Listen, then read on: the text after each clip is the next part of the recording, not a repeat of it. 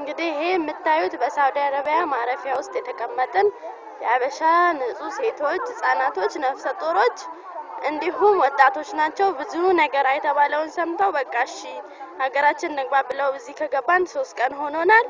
በጣም ብርድ ነው። ቤት ውስጥ ሞልቶ ደጅ ሆነን ያለነው። ማንም ሰው ከበፊታችንም ሆነ እጁን የሰጠ በየሁሉም ማረፊያ ቤት ተሰብስቦ ነው ያለው። ማንም ሰው የተሳፈረ ሰው የለም። እኛ ይሄንን ቪዲዮ ያያችሁ ወገኖች በሙሉ ለሚመለከተው ክፍል አሳዩልን። ካልሆነ እኛ ተመልሰን ወደ ስራችን እንመለስ ብለን እያልነው የምናደርገው ግራ ገብቶናል።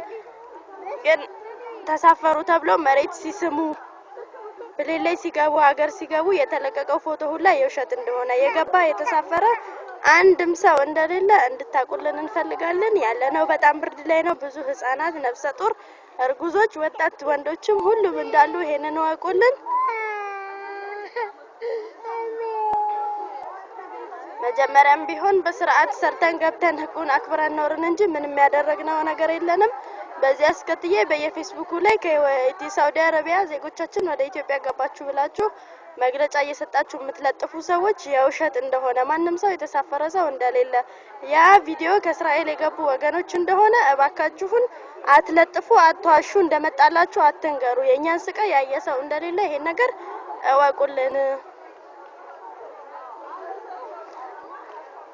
እናንተ